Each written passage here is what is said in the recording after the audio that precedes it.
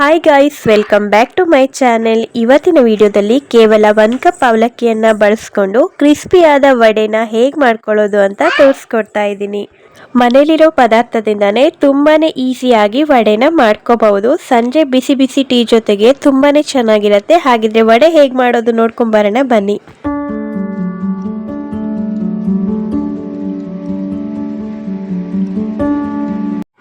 ಮೊದಲಿಗೆ ಒಂದು ಪಾತ್ರೆನ ತೊಗೊಂಡು 1 ಕಪ್ ಅವಲಕ್ಕಿನ ಹಾಕಿ ನೀರು ಹಾಕಿ ಚೆನ್ನಾಗಿ ತೊಳ್ಕೊಬೇಕು. ನಾನು 2 ಸಲ ನೀರು ಹಾಕಿ ತೊಳ್ಕೊತಾ ಇದ್ದೀನಿ.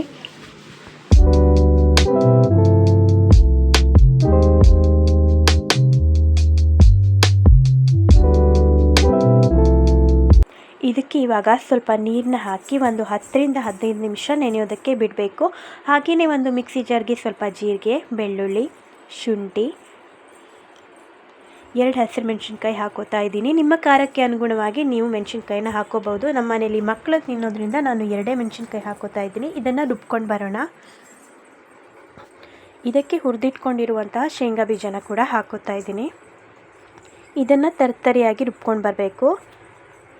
ರುಬ್ಕೊಂಡಿರುವಂತಹ ಮಿಶ್ರಣವನ್ನು ಒಂದು ಬೌಲ್ಗೆ ಹಾಕಿ ಎತ್ತಿಟ್ಕೋತಾ ಇದ್ದೀನಿ.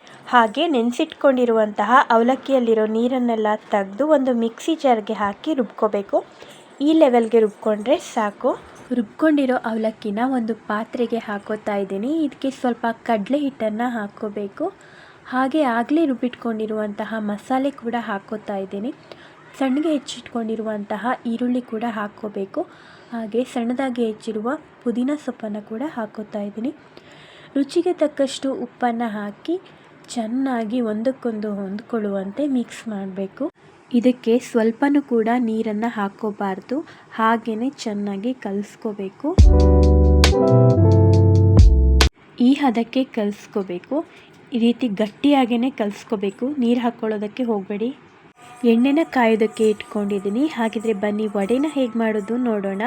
ಕೈಗೆ ಸ್ವಲ್ಪ ಎಣ್ಣೆ ಅಥವಾ ನೀರನ್ನ ತಾಗಿಸ್ಕೊಂಡು ಹಿಟ್ಟನ್ನು ಉಂಡೆ ಉಂಡೆಯಾಗಿ ತೊಗೊಂಡು 2 ಅಂಗೈನ ಮಧ್ಯದಲ್ಲಿ ಇಟ್ಟು ಉಂಡೆನ ಪ್ರೆಸ್ ಮಾಡಬೇಕು. ವಡೆ ರೆಡಿ ಆಗುತ್ತೆ. ಸೊ ಎಲ್ಲನೂ ಇದೇ ರೀತಿ ಮಾಡಿ ಒಂದು ಪ್ಲೇಟ್ನಲ್ಲಿ ಎತ್ತಿಟ್ಕೋತಾ ಇದ್ದೀನಿ. ನೀವು ನೋಡ್ತಾ ಇರ್ಬೋದು ಈ ರೀತಿ ಶೇಪ್ನಲ್ಲಿ. ನಿಮಗೆ ಸಣ್ಣ ಶೇಪ್ನ ವಡೆ ಬೇಕಾದರೆ ಚಿಕ್ಕದಾಗಿ ಮಾಡ್ಕೊಳ್ಳಿ. ನಿಮ್ಮ ಸೈಜ್ ಹೇಗೆ ಬೇಕೋ ಹಾಗೆ ಮಾಡ್ಕೋಬೋದು ವಡೆನ. ಇವಾಗ ಎಣ್ಣೆ ಕಾದಿದೆ. ಇವಾಗ ಒಂದೊಂದೇ ವಡೆನ ಇದಕ್ಕೆ ಹಾಕ್ಕೊಳ್ಳೋಣ. ಯಾವಾಗಲೂ ಎಣ್ಣೆ ಮೀಡಿಯಮ್ ಫ್ಲೇಮ್ನಲ್ಲೇ ಕಾಯೋದಕ್ಕೆ ಇಟ್ಕೊಳ್ಳಿ. ಈ ವಡೆ ಮಾಡುವಾಗ ಹೈ ಫ್ಲೇಮ್ ಇಟ್ಕೊಳ್ಳೋಕೆ ಹೋಗಬೇಡಿ.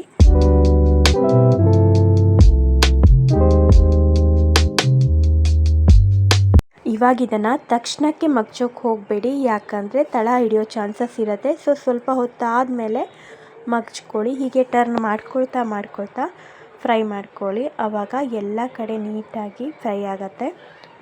ಸೊ ಹೀಗೆ ಗೋಲ್ಡನ್ ಬ್ರೌನ್ ಆಗೋ ತನಕ ಫ್ರೈ ಮಾಡ್ಕೊಳ್ಳಿ. ನೋಡಿ ಇವಾಗ ಇದಾಗಿದೆ. ತೆಗಿತಾ ಇದ್ದೀನಿ ಇವಾಗ.